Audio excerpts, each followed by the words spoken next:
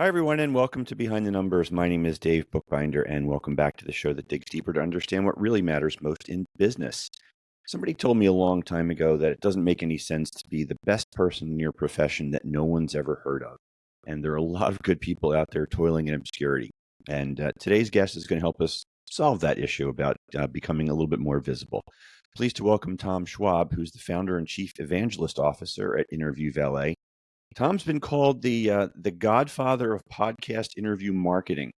He's got a book called Podcast Guest Profits: How to Grow Your Business with a Targeted Interview Strategy, which has been called the Bible of podcast guesting.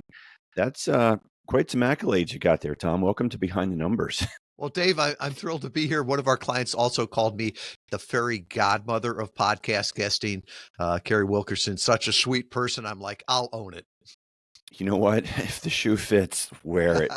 Let's tell the audience, if you would, Tom, a little bit about you and how you got involved with Interview Valet. What inspired you? Well, yeah, and it goes back to what you were talking about. I think everybody's biggest problem is obscurity, right? There's lots of people that could buy your service, buy your product. The problem is they don't know you exist. We don't buy the best. We buy the best we know of. And I realized that from a long time ago. My last business was HubSpot's first e-commerce case study.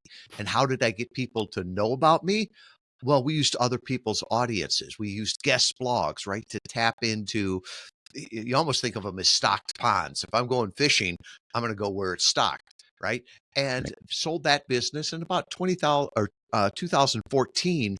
Started to think, well, blogs don't work anymore. I wonder if leveraging targeted podcast interviews would work.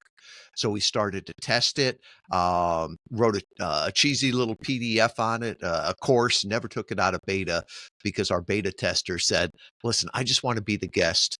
You take care of the rest. And I'm like, oh, that's good copy. I'm going to take that.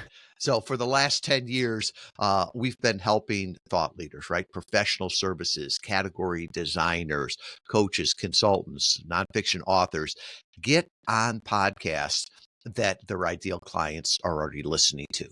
You know, the idea of not trying to break through the noise, but get in on the conversation. And that's what I'm passionate about. I live in Kalamazoo, Michigan.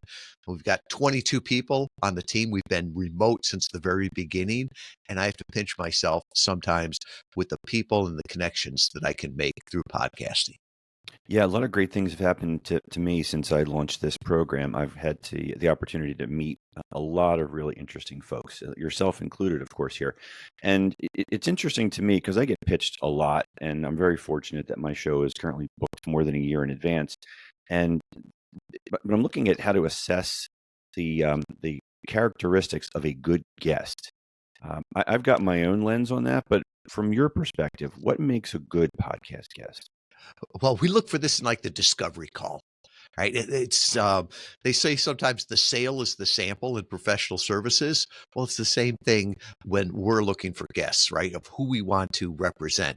First one is, are they interested in a discussion or is it a monologue? I think that's really important, right? Can they answer the question? That's important there. And are they interested in adding value, right? There's a great book called Super Consumers where Eddie Yoon talks about the difference between missionaries and mercenaries, right? There's some people that are out there just for the buck. They'll jump from industry to industry, what's ever hot. We don't work with those, and those don't work well on podcast interviews, right? Nobody wants to be sold on a podcast. What they want to know is somebody's point of view. How do they see the world? What do they believe in? And that's, invite them to come along with you on there. So those are the spirits that we're really looking for. Somebody can have a conversation, if they can be interesting, if they've got a unique point of view, a unique story. Those are the things that people, guests and hosts like. Yeah, good stuff. When I chuckled when you said, "Is it a conversation or a monologue?" Because there were a couple of instances in my quote broadcasting career here. I use that term loosely, where I always do a prep call with my guest, and I tell them what to expect, and I ask them, let them know we're going to just have a quick intro, and then we'll unpack the topics. And a couple of them, after I said, just tell the audience about yourself. They spoke for 18 minutes, literally. Couldn't get a word in, flailing in front of the cameras. But anyway, We so that we resonates. actually yeah, we actually give all of our clients feedback on their interviews. And I used to just do it, verbally, and then we started to run reports because numbers don't lie, right? So we could say, "Tom, you talk too fast." Well, I'd say, "No, I don't." Well, if we say, "You spoke 27% faster than Dave." Oh, okay. Or that your longest monologue, like you said, was 18 minutes. There's no question that can't be answered in a couple of minutes. Yeah, exactly. So this is going to be fun because we're going to unpack so much good information here. But let's take it from the top, if you don't mind, here, Tom. You've said that we're not really one funnel away from an opportunity; we're one conversation away, and all business truly is personal. So why don't you clarify what that comment means and how should people be thinking about that? I have to credit a gentleman by the name of Bill Troy. He wrote a book called Clicksand: How Digital Marketing is Ruining Your Business. He was the first one to say the emperor has no clothes. And it is so true. The companies out there are selling all of this automation, right? You're just one funnel away. You need this tool, this scheme to do it. And the problem is that it doesn't work, right? It doesn't scale. If it did, you'd see people like Ernst& Young, Bain Capital, Boeing selling high ticket items off of Facebook ads, funnels, and webinars, right? It's not a transaction, it's a relationship sale. So many people in our business have been told, oh, you're just one funnel away. And think about it. Everything in your life that has been of value, did it come through a funnel or it did come through a conversation, right? Your best employees, your best partners, your best referral source, your best clients, right? They came through conversations. And some people will say, well, you don't understand, Tony Robbins, Brendan Bouchard, all of these people, they set up funnels and it works for them. And I point out to them, you're not them, right? Tony Robbins has been having conversations with people for a decade, right? Now he can use the automation. And I'm an engineer. I'm a big fan of automation. But this idea that, oh, if I just build it, they will come. The only people that believe that are the people that are selling you the tools to build the funnel. Yeah, I'm a big believer that business is personal. Like Bob Berg says in The Go-Giver, right? It's about building the feelings of know, like, and trust. And that's what you're trying to do. And you can only establish that through personal relationships and having conversations. It's not about the funnel. And I think that's even more true today with AI, right? We're so wary of, oh, this is just an AI pitch or an AI email, whatever it is. And when you hear someone talk, you realize that it's really human. And you even see that now the large language models are picking up on long form collaborative content. If you go to ChatGPT and click sources, it's going to show you your website, Wikipedia. If you've got a book, it'll show you Amazon. Then all the other sources it's pulling from is long form collaborative content, because even the AI realizes this is true, authentic content. Yeah, and let's explore that a little bit because I was just going to ask you about who's listening with all the podcast options that are out there in so many categories. And I think you just hit it on the head. It's more than just people that are listening. There are the bots that are listening. It's amazing. About the summer of 2024, we started to get clients that said, "Hey, people say they're finding out about me on ChatGPT or Perplexity," and we started to see that right here in the spring of 2025. That is our second highest referral source, and I really believe that as SEO dies, more and more people are going to the bots, the AI, to ask questions. And what the AI is doing is it's listening, looking at the web, but it's also watching the videos, listening to the conversations. And I really believe that it's not only we're talking to our ideal clients, but we're also talking to our ideal referral partner, and that's ChatGPT or Perplexity. Yeah, fascinating stuff. One of the things that I hear from folks who were invited to be on my show, certainly early on, where I've extended the offer to them, they're reluctant to do it because they're introverted, they're bashful, they don't want to be out there, so to speak. What do you have to say to those folks who feel like they just can't do it? Well, I would say if you feel that, that means you're going to be a great guest, right? We've done studies here, and a vast majority of our clients are introverts, right? Because the extroverts are out there.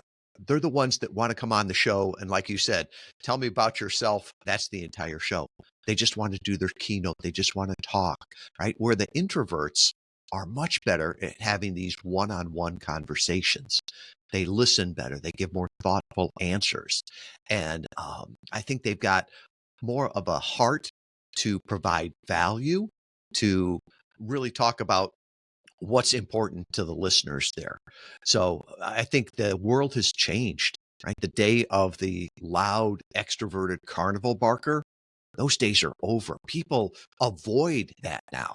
What they want to listen to and learn from is that humble expert, right? The humble practitioner. It's not the influencer, it's the practitioner that has actually done it. So if somebody thinks I wouldn't be great for podcasts, that's probably your first signal that you should look at this because you could really thrive here. Yeah, great observation on that. So let's jump in on how people can get started. What's the first thing somebody should do if they're thinking, all right, I'm ready to dip my toes into this? Right. And the world will tell you find 1,000 podcasts and pitch them all. Right. And it's very efficient, but not very effective. Right. So I always tell people find 5 podcasts that you think you could add value to. Right. And these don't have to be, Joe Rogan, could be smaller ones that you like. Listen to them. Right. Listen to the podcast. Make sure you understand it. Gary Vaynerchuk talks about jab, jab, jab, jab, right hook. Right. I always think of it as give, give, give, give, ask, right? So, listen to it and give the podcast a rating and review. Give them some love on social media, right? Like the posts, comment to the posts, right? Engage with that. Because the thing is that we're all human, and the hosts listen for their own name. They listen for the likes. So they'll start to know who you are.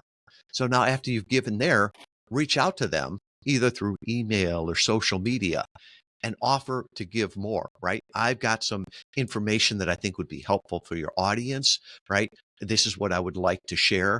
Could I be of service to you with that, right? So if you do it this way, um, they'll be asking you to be on the podcast, right? And too often people are like, well, that's not scalable. Well, it may not be scalable, but it's very, very effective. And what people hire us for is really, if you think about it, any podcast host wants to have 3 types of people on their show. Their friends of friends, and people they want to be their friends, right? So if you already know the host, you could just ask them. People hire us to tap into our network, sort of that friends of friends, and also to position them in such a way that the host would say, wow, this is like someone I would like to get to know. They could add value here. But just think of that one conversation away, the one connection. More is not better, better is better. Yeah, so much to discuss in there. What you just shared has so many good nuggets in it. A couple things that resonated with me. One, because I get pitched a lot, and nothing is more off-putting than when you see the canned pitch where somebody starts it with "Hello behind." So, right, because the show is called Behind the Numbers, and and it digresses from there, and then the pitches that are completely off topic, and it's clear they don't know what the program is about. And the thing, my personal pet peeve has become the folks that show up as guests and maybe even do a great job on the program and then never bother to share. It's like, why are you coming on if you're not going to let the world know that you did this? I think we should drop the word podcast and just talk about what does it mean to be a great guest, right? So, you invite me to be on the podcast. Well, what if you invited me over for dinner, right? I wouldn't, I would want to make sure that I would know what it was all about, right? What's the dress? What other people are going to be there, right? This whole idea of I want to show up prepared. I also am going to show up on time. If dinner is at 7 or the podcast recordings at 7, I'm not showing up at 7:05. In fact, I'll probably reach out the day before and say, Dave, I'm so excited for this, right? I'll show up fashionably early, right? I always say with a podcast, there's 3 ways to show up: early, on time, and rude, right? You don't want to, you want to be there before the host logs in. And then, as you're a guest, right? You're the guest. It's the other person's dinner party. It's the other person's podcast. Follow their lead. Wherever they want to go is where you go. And then afterwards, you thank them. And it's not just thanking them when you leave, but afterwards. And, maybe if you're a dinner guest, you send them a thank you, you send them a gift. Well, as a podcaster, what you do is you acknowledge when it goes live, you promote that. And it blows my mind sometimes. I'm like, if you worked so hard to get on this podcast, if you worked so hard to get in front of this audience, why wouldn't you want to stay in front of the audience? And Yeah. too often it's our industry that's doing it. You've got so many out there that are podcast bookers, right? And all we want to do is get you on more and more and more podcasts, right? Well, don't just do more podcasts. Do more with everyone, right? Get the most out of the time and the effort that you've already invested. And you can get a very, very bad reputation in podcasting if you're the person that just shows up, records, and ghosts the host afterwards. Yeah, and you sort of touched on the flip side of the ghosting phenomenon, and that is the person who is guesting on like 100 shows a week, and all their LinkedIn feed is on a daily basis is today I was on this show, today I was on this show, today I was on this show, and it feels as if it's diluting their personal brand rather than enhancing it. What's your thought on that? That's a great observation. You can do a lot of harm with that. And I've seen people that said, last year I did 100 podcast interviews, and we'll do a review of it. It's like, no, you did one podcast interview 100 different places, right? It was the same stuff, right? And that can hurt you because if somebody's like, wow, I really like what Dave talked about there, and then they find another interview and you talk about the same 30 minutes of content, after about the third podcast, they're going to stop because they're going to realize this person only knows 30 minutes of stuff. And it's the same way for the AI engines. It's the same way for SEO, right? If it's like you're talking about the same stuff over and over, they're going to say, oh, that's all they know. So you really want to focus on different topics, right? And let's dive deep into different things so that people can see your breadth of information there, right? More is not better. Better is better. Yeah. Okay. So now your guest is booked. They are going to be showing up on a podcast. The day of the recording, how do they show up as the expert and create that influence and authority that they're hoping to achieve? Yeah. Remember, the interview is not about you. It's about the audience. And years ago, my last company, I was covering the phones during lunch, and a client gave me the weirdest compliment I'd ever had. He said, "You guys are just like Preparation H." And I was like, "Excuse me?" And he's like, "No, it's a compliment, right? You came recommended, you provided fast relief, right?" And that's when it struck me that nobody cares about your product or your service, right? All they care about is their problem. So when somebody at the very beginning says, "So, Tom, tell us about yourself," nobody cares where you grew up, where you went to school, the names of your pets, right? This isn't about you.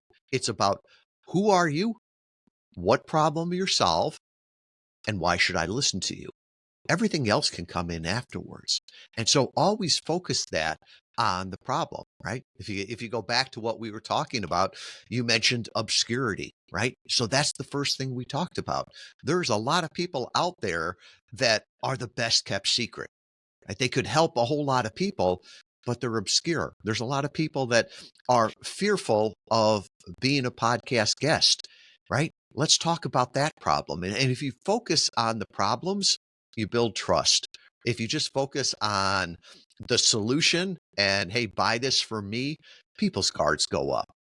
So I always say, an overarching thing is your goal for being on a podcast is to make the host look like a genius for having you on, right? If you can bring value, the podcast host will promote you better than you ever could. Oh, yeah, for sure. And I always say if my guests have fun, I think it leads to a great conversation. So that as a host, that's my lens. And of course, get great information from the guest to share with the audience. There's going to be folks out there who are listening to this right now, Tom, who may be in the early stages of podcast guesting.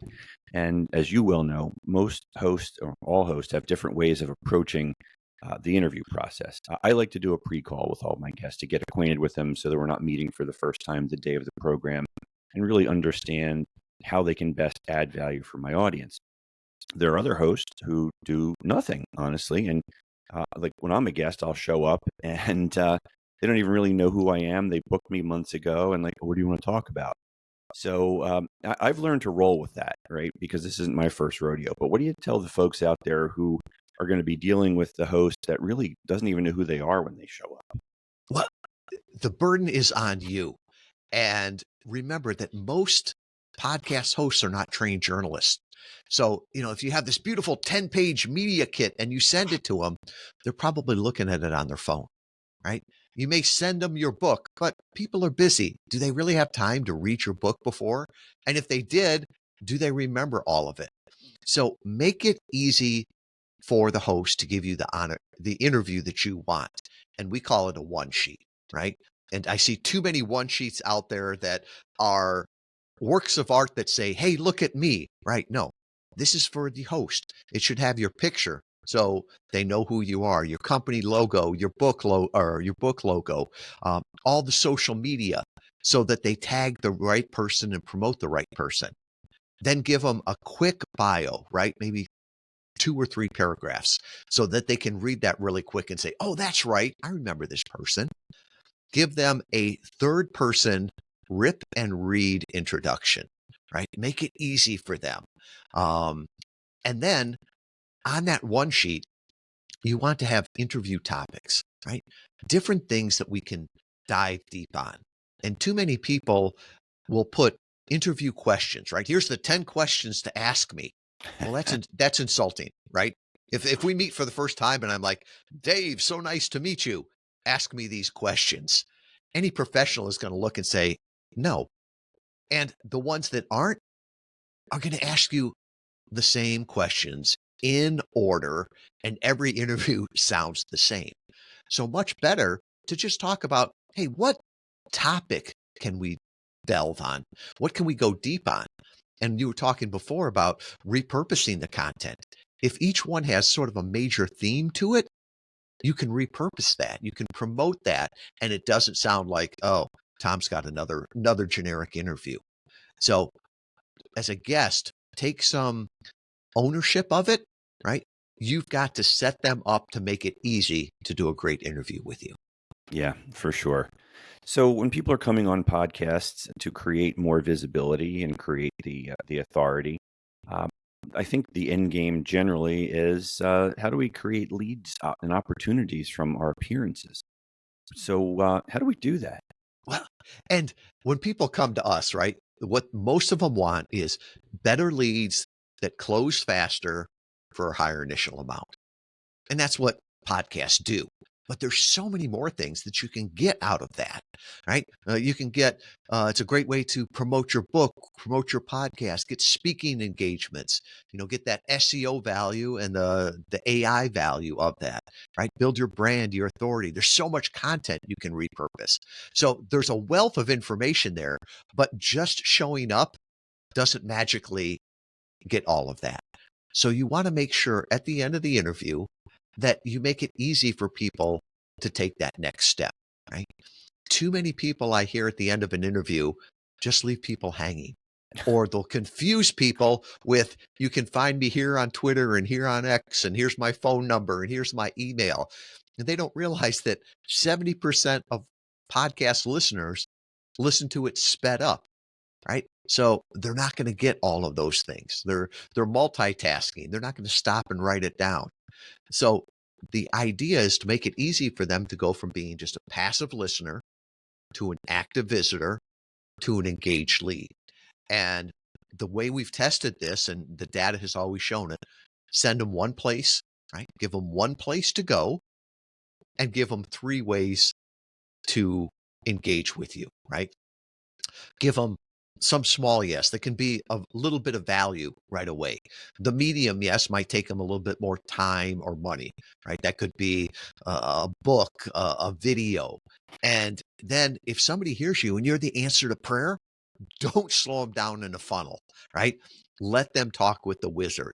So let them connect with you. Maybe it's a discovery call, a calendar scheduling link, something like that. And put that all on one page so that they can go there, get value, and make it easy for them to go from being a passive listener to an active visitor to an engaged lead. Good stuff. So we talked a little bit about promotion and the idea that the guests should do their part in promoting their appearances. Let's talk about what that actually looks like and what that means. Where do they do it? How do they do it? What do they say? Yeah, I believe that 98% of the value can be on the repurposing and the promotion. And the reason I say that is back during the election in the US, they said Joe Rogan gets heard by 100 million people. And I'm like, there's no way 1 out of 3 people in the US are listening to his 3-hour show. And if you look at the data, he gets 2 million downloads per episode, right? Makes him the #1 podcast. Those other 98 million are watching his 60-second shorts, his 90-second shorts, and it doesn't take him any more time. So the best way to repurpose an interview and get the most out of it is to make those, shorts, the reels. All of the social media platforms now love those, right? Even LinkedIn. So take the best clips there and put those up there. You can also use it in your marketing, right? If there's something you were talking about, you can turn that into a marketing email and say, hey, Dave Bookbinder and I were talking on Behind the Numbers. Here's some points.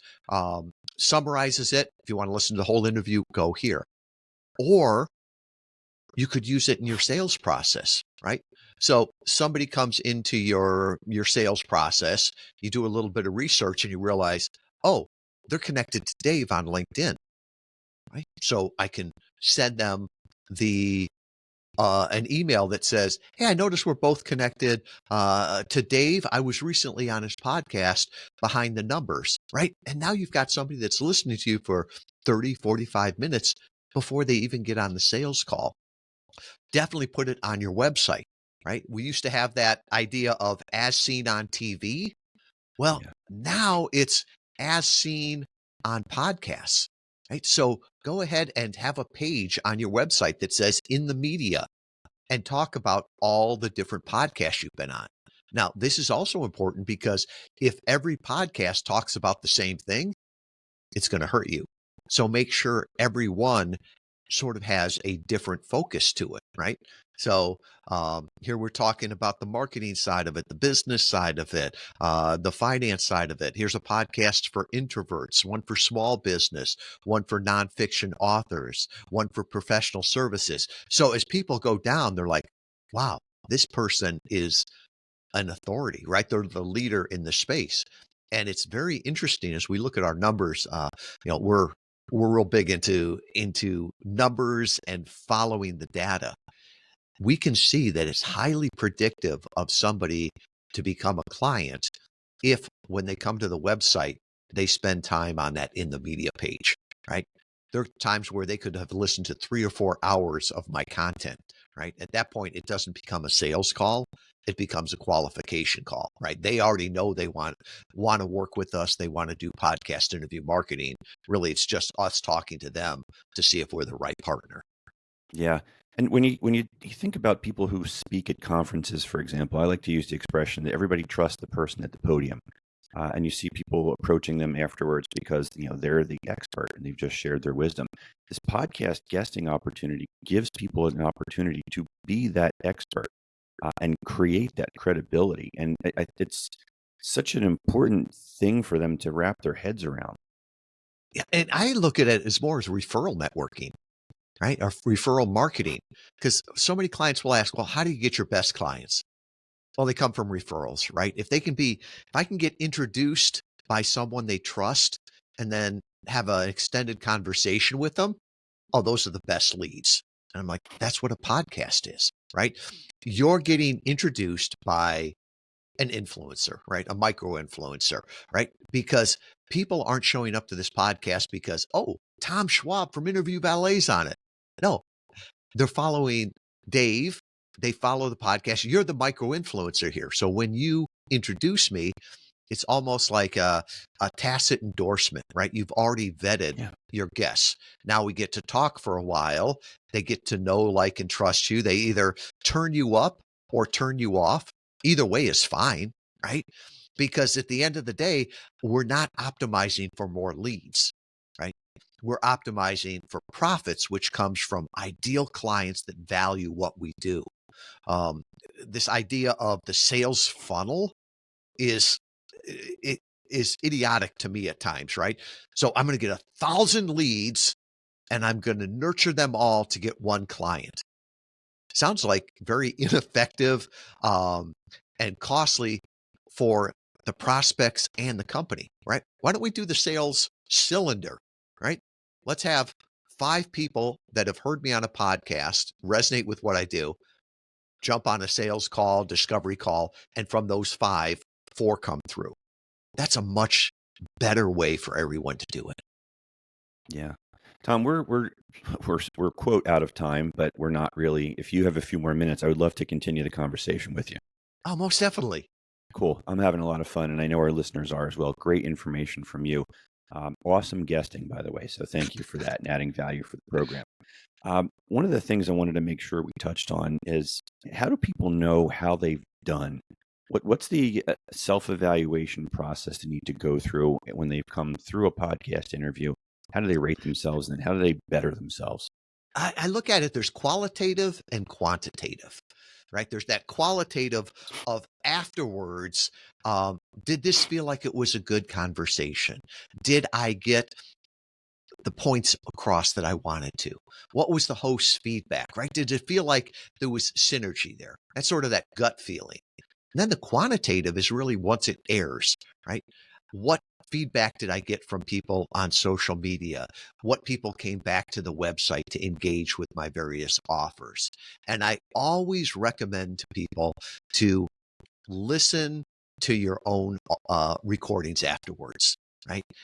In sports, we look at the game film and often we'll see things that we didn't see when we were actually doing it. And people will say, well, I don't like my own voice. Well, get over it, right? Listen to that podcast and see how you can improve with it. We do this for all of our clients. I always say, your friends and family want you to be happy. Those people that really care about you want you to be better. So we'll tell you what you did well, what you did you could improve on. And the worst interview you ever do will be your first one, right? It'll be your worst and your best. But learn from that. Always get better. Always improve with that. Yeah, and what I find really interesting from the host's lens, I hate watching the video pieces. And I always tell people, don't watch the video because you're just going to focus on what gestures you made. Did you blink too much? But listen to the podcast. Get in your car and listen to it. Get in the gym, whatever, and have your headphones on and listen to it. And I listen to my show because I always learn something else, even though I was there for the recording and lived it in the moment. But listening to it a second time, I always pick up other pieces of information.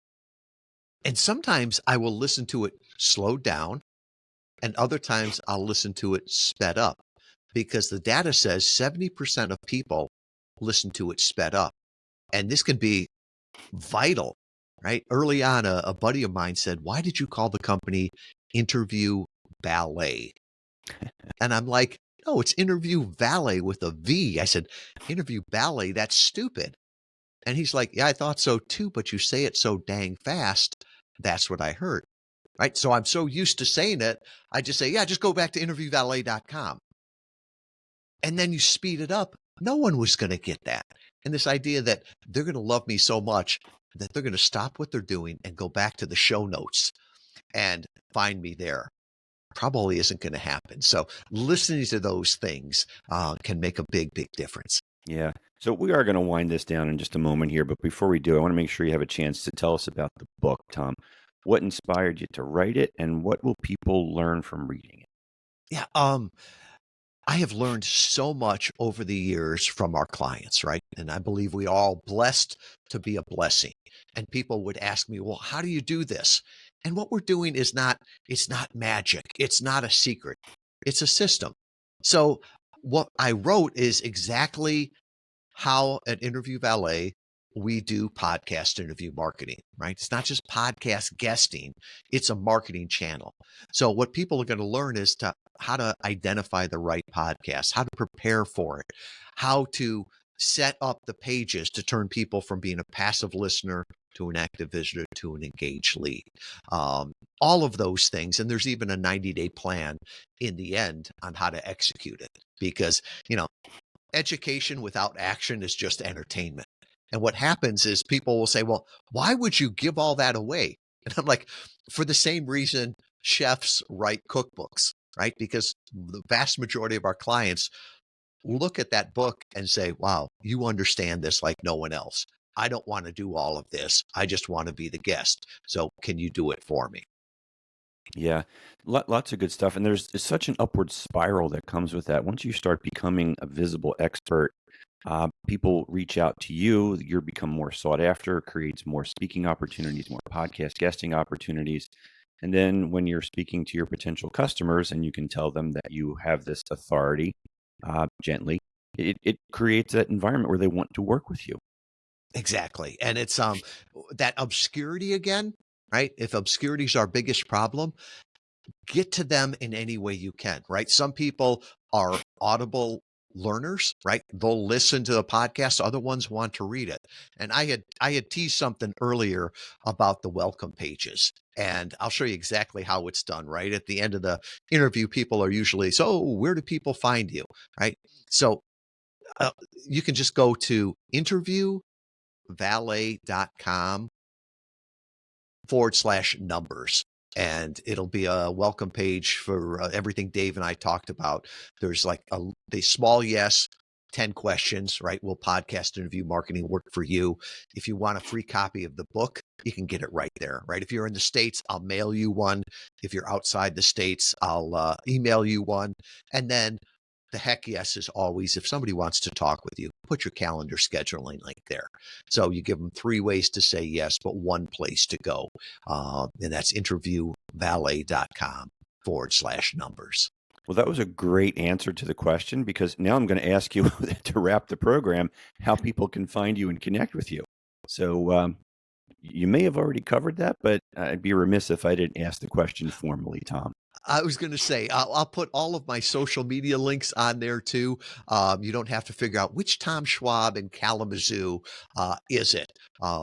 Years ago, I tried to buy the domain tomschwab.com. There's a great mortgage broker in Seattle, Washington that has it owned and directed to his LinkedIn. So I just had to go with I am Tom Schwab. That's where I am all online, but just going to interviewvalet.com/numbers is all the value that can help you there. And that's Valet with a B. You are doing nothing with dance. Is that correct? That's correct. I Okay. did years ago buy Interview Ballet and redirect it just because I'm like, I say it's fast and sometimes people misunderstand it. No, that's funny. Tom, thanks so much for joining us today on Behind the Numbers. Awesome guest. You practice what you preach, and you added a ton of value for the audience. Thank you, Dave. I appreciate all you do. It's a pleasure. My name is Dave Bookbinder, and I'm known as an expert in business valuation. If you're a business owner and you don't know what your business is worth, let's have a conversation. You can find me on LinkedIn. I want to thank everyone out there for listening to this program and supporting it. Really, truly appreciate it. We cannot do it without you. So thanks for coming back week after week. That's all we have for today, gang. We'll see you next time on Behind the Numbers. Take care, everybody.